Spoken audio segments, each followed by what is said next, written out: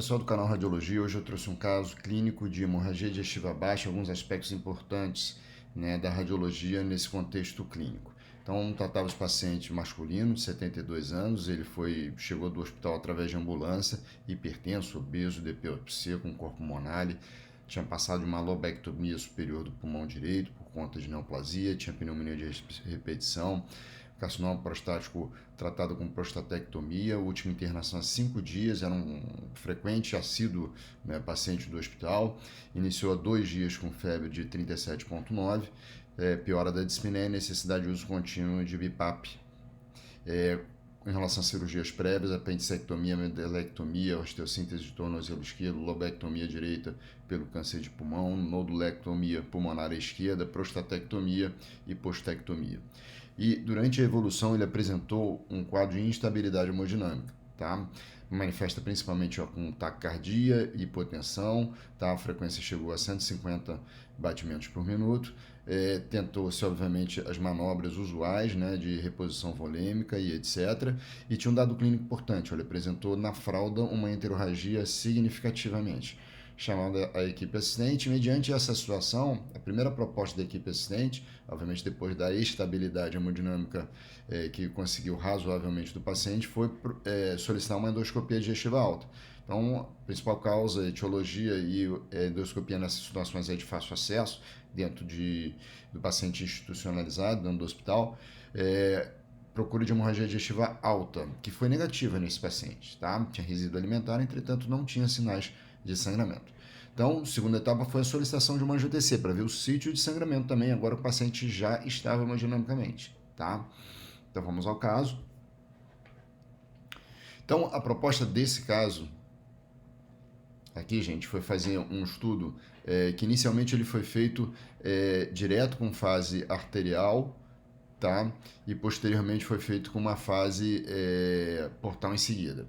Eu gosto, nesses casos de sangramento digestivo, trabalhar com fase sem contraste. Eu acho que o resíduo, principalmente em trato digestivo baixo, pode simular um eventual sangramento, hematoma e etc.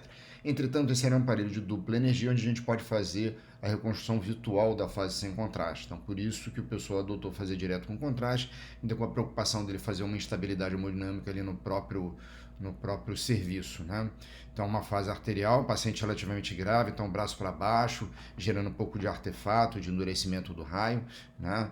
E já vou mostrar para vocês onde eu quero que a gente evolua na discussão. Então, quando a gente observa lá embaixo, ó, lá na região retal, tá? Queria que vocês observassem essa região aqui, ó, na parede, na luz retal à esquerda, tá? Uma assimetria, uma hiperdensidade assimétrica que comprometia essa região na parede lateral esquerda, né, do reto, né, mais ou menos reto superior, reto médio, talvez aí de 3 a 7 horas nessa região.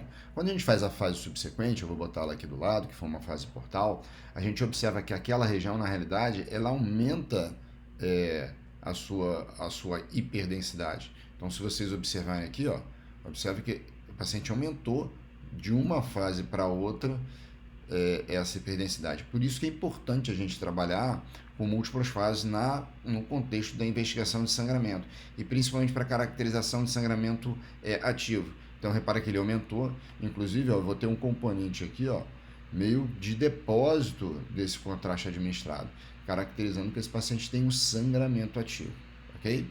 Então, essa primeira etapa é tentar caracterizar o sítio, que foi na região retal, e caracterizar se há ou não sangramento ativo. É óbvio que o método é um método que permite você uma série de reconstruções, então você trabalhar em cima de reconstruções também vai ser interessante do seu ponto de vista de identificar onde está o seu sangramento, tá? Que vaso pertence a esse sangramento. Então, vou fazer com vocês uma reconstrução no plano coronal, vou trabalhar com uma reformatação MIP, que ela vai me permitir uma ideia de volume um pouco maior. Eu queria que vocês acompanhassem aqui a aorta, tá? A região retal, principalmente retal superior, é nutrida pela artéria retal superior, que é ramo da artéria mesentérica inferior. Tá aqui a mesentérica inferior, o último ramo dela, né, é essa artéria, tá? Então, se a gente seguir essa artéria, a gente vai observar que ela vai se direcionar lá para a região retal, tá? Então, ela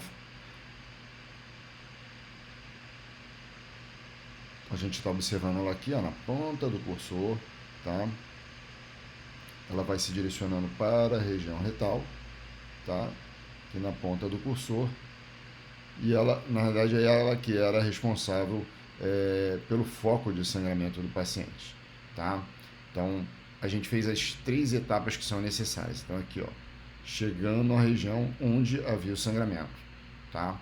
Então, a gente já fez as 3 etapas. A gente identificou que tinha o sítio do sangramento, que era na região retal. A gente caracterizou que era um sangramento ativo, que gera uma maior preocupação. E a gente identificou o possível vaso de origem desse sangramento, tá? Que era a artéria retal superior. Por que isso é importante? Porque aí a gente vai orientar o nosso pessoal da intervenção para eles poderem fazer num paciente principalmente grave, com comorbidade, com vários tumores. A gente vai orientar o tratamento via intervenção pela hemodinâmica para fazer, né, o tratamento desse sangramento ativo, ok? Então aqui a artéria mesentérica inferior, o ramo da artéria retal superior. Lembrando que a artéria retal média e inferior são ramo de vasos ilíquicos, da artéria ilíaca, ok? Então vamos voltar ao caso. Tá? E voltando ao caso, passando a esse tipo de informação, só aqui, ó, relembrando essa anatomia, né? Então aqui está a artéria mesentérica inferior, né? Dando origem à cólica esquerda, que vai dar origem à marginal, às sigmoideias, e por fim aqui a artéria retal superior. Os segmentos retal, médio e inferior arterial são ramos de vasos ilíacos, tá? Então, muito similar ao que a gente via, né, aquela artéria dando origem, a gente está observando na anatomia normal aqui do paciente, tá? E aí a proposta de tratamento foi, obviamente, fazer a ligadura, né? Colocar mola nesse vaso que estava sangrando. Então, foi feita a arteriografia, né? Repare que vai se confirmar, né? A artéria retal superior aqui, ó, vai se confirmar o sangramento, o extravasamento do contraste naquela região retal. Foi exatamente a nossa proposta que a gente identificou.